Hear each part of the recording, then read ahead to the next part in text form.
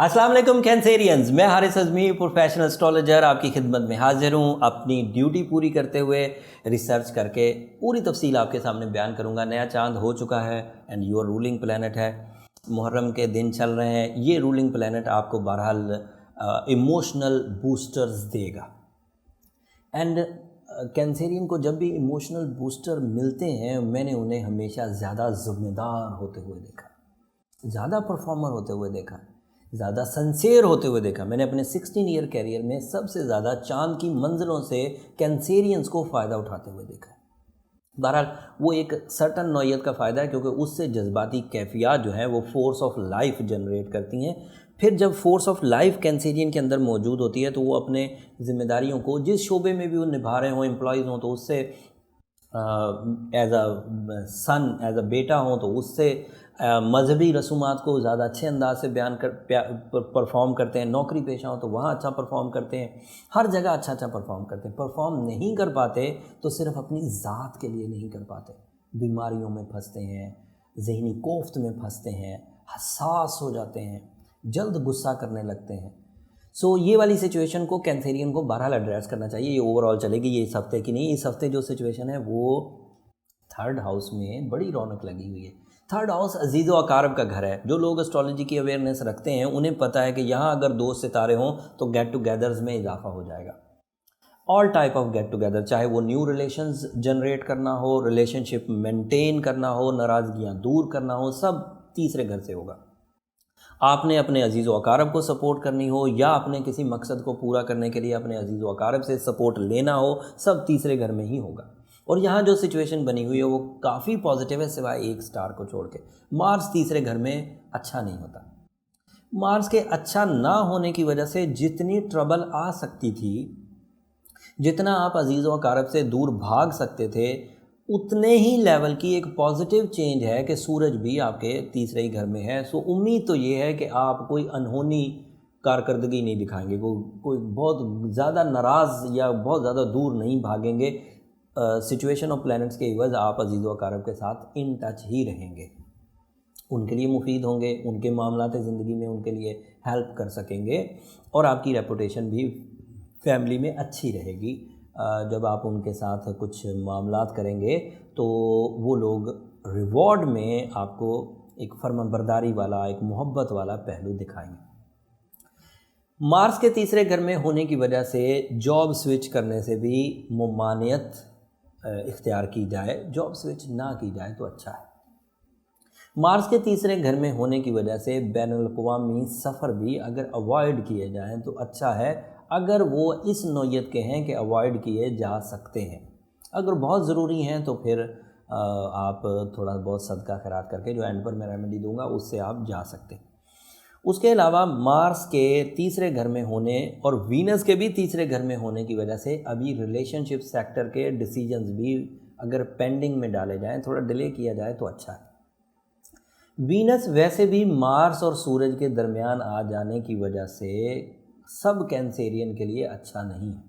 एक कमबस सिचुएशन में अभी सभी स्टार्स में बयान कर रहा हूँ तो छोटे अल्फाज इस्तेमाल करके आपके लिए भी बयान कर देता हूँ। इस तरह ज़्यादती होगी कि बाकियों को बयान कर दिया, आपको बयान नहीं किया। सिचुएशन ये है कि मार्स और सन के दरमियान जब वीनस आता है तो 2 फायर नेचर प्लैनेट्स के दरमियान जब आ जाएगा तो वो कम्बस्ट हो जाता है, दूसरे लफ्ज़ों में जल जाता है या ज़ाया हो जाता है। तो लेकिन ये सब कैंसेरियन के लिए नहीं होगा। ऐसे कैंसेरियन के लिए होगा जिनका वीनस सूरज से 5 डिग्री या 10 डिग्री से कम है। जिनका 10 डिग्री से ज़्यादा है वो कम्बस्ट सिचुएशन नहीं होगी, उनके लिए वीनस पूरी तरह परफॉर्म करेगा। जिनका वीनस कम्बस्ट हो जाएगा, 5 डिग्री से कम होगा, उनके यहाँ मोहब्बत के पहलू थोड़े प्रॉब्लमेटिक होंगे, नाराज़गियाँ बढ़ेंगी। रिश्ता अगर कहीं भेजा था और आप कम्बस्ट वीनस की वजह से आप फंसे हुए हैं तो रिश्ते से इनकार होगा। या जिस लेवल का वीनस आपको सपोर्ट करके आपकी ज़िंदगी में एक खूबसूरती भर सकता था, आपकी ज़िंदगी में आर्ट एबिलिटी भर सकता था, आपके आर्टिस्टिक एबिलिटीज़ को सपोर्ट कर सकता था, वो नहीं करेगा और उसकी वजह से आप थोड़े से रिलेशनशिप सेक्टर में, लव सेक्टर में उलझे से रहेंगे। और इस उलझने की वजह से आपको थोड़ा सा सेहत का भी इशू हो सकता है, तो यहाँ थोड़ा सा ध्यान रखिएगा। अदरवाइज़ सूरज आपके थर्ड हाउस में आपको लीडरशिप क्वालिटी देगा, डोमिनेटिंग स्किल देगा, अट्रैक्शन देगा, ब्रेवरी देगा, बिग विजन देगा, और उसकी वजह से आपके अंदर एक ख़ास किस्म की अट्रैक्शन भी पैदा होगी जिससे आप अपने क्लाइंट्स को अपनी तरफ बहुत मुतवज्जे कर सकेंगे। वो ताजर पेशा जो कैंसेरियन है, तिजारत वाले, अमली इक़दाम करने वाले बिजनेसमैन, उनको बड़ा फ़ायदा है। और ये वाली सिचुएशन अभी 2 हफ्ते चलेगी। अगले हफ्ते भी इसमें कुछ मैच्योरिटी आएगी, लेकिन अभी कोई भी प्लैनेट अगले हाउस में या चेंज ऑफ हाउस का शिकार नहीं होगा। अभी ये पूरा महीना ही स्मूथ चलने वाला है। 15 तारीख के बाद जो तब्दीलियाँ हैं उसके बाद आएगी। जुपिटर आपके 6th हाउस में, and this is your luck, this is your unexpected success. So Jupiter 6th house में कई तरह के फ़वाइद देता है। एक तरह के फ़वाइद तो ज़ाती नौइयत के हैं कि जहनी कारकर्दगी बढ़ेगी, और जहनी कारकर्दगी सिर्फ जुपिटर से ही नहीं बढ़ती। जहनी कारकर्दगी के लिए आपके 3rd हाउस में मरकरी भी है, मैं वो मिस कर रहा था। मरकरी 3rd हाउस में जहानत पैदा करता है, और ऐसी जहानत पैदा करता है जिससे रिश्तों की साइंस समझ आती है। वैसे मरकरी हर ही तरह की जहनी जरखेज़ी पैदा करता है। ऐसा नहीं है कि दिमाग को ऐसा फ्यूल देगा कि सिर्फ रिश्ते समझो और कुछ मत समझो, देगा हर तरह का फ्यूल, लेकिन तवज्जो आपकी रिश्तों की साइंस को समझने, उनको ज़्यादा डेवलप करने की तरफ जाएगी। और वैसे भी कैंसेरियन बगैर रिश्तों के तो रह ही नहीं सकते। सब स्टार्स रह सकते हैं, कैंसेरियन नहीं रह सकते। वो अगर आइसोलेटेड हो जाएं तो वैसे ही किलिंग सिचुएशन में चले जाते हैं। उन्हें जहर देने की ज़रूरत नहीं है, उन्हें उनसे नाराज़ हो जाओ। सारे लोग अगर कैंसेरियन से नाराज़ हो जाएं तो कैंसेरियन वैसे ही डंप हो जाते हैं। समझो एक आटे की बोरी की तरह एक कोने पे पड़े रहेंगे। खैर, जो लोग कैंसेरियन से राब्ते में रहते हैं उन्हें इस बात का अंदाज़ा है। Cancerian are full of emotions, उन्हें जज्बाती अटैचमेंट्स चाहिए होती हैं। ब्यूटी लविंग, राइटर बड़े अच्छे, क्रिएटिव बहुत होते हैं कैंसेरियंस। बट ये सिचुएशन अलग है, वो कैंसेरियन की नेचर है। जुपिटर 6th हाउस में फ़हम व फरासत में इजाफा करेगा, मरकरी 3rd हाउस में रिलेशनशिप की फ़हम देगा, और छठे घर में आपको अपनी ख़राब सिचुएशंस को, गैर मुनाफा बख्श सिचुएशंस को रिकवर करने के लिए जिस तरह की अक्ली सलाहियतों की ज़रूरत होती है, जिस तरह के लक फैक्टर की ज़रूरत होती है, वो मुयस्सर रहेगी। सेहत के घर में जुपिटर के होने की वजह से अदरवाइज सितारे जो डैमेजेस दे भी रहे हैं वो जुपिटर बहुत हद तक रिकवर कर जाएगा। जुपिटर के छठे घर में होने की वजह से बहुत सारी अपोजिशन कम होगी। लोग जितना आपकी मुखालफत कर रहे हैं वो इस हफ्ते से कम होना शुरू हो जाएगी, और इस मुखालफत की कमी की वजह से आसान रास्ते मिलेंगे परफॉर्म करने के लिए। और उधर से क्योंकि रिश्तेदारों की सपोर्ट भी हासिल है, अजीज़ व अकारब की सपोर्ट भी हासिल है, तो कुछ रिसोर्सेज भी डेवलपमेंट की तरफ जाएंगे। सैटर्न 7th हाउस में है। मियाँ बीवी के दरमियान अगर उनमें से कोई एक कैंसेरियन है, शराकतदारी वाले कैंसेरियन अगर किसी ट्रबल में अभी तक हैं, तो उस ट्रबल को 17 सितंबर से पहले रिकवर कर लें, क्योंकि 18 सितंबर को सैटर्न आपके 7th हाउस में डायरेक्ट हो जाएगा, और वो ट्रबल जिनको अभी तक आप रिश्ते मियाँ बीवी के रिलेशन में रिकवर नहीं कर सकें वो बढ़ जाएंगे।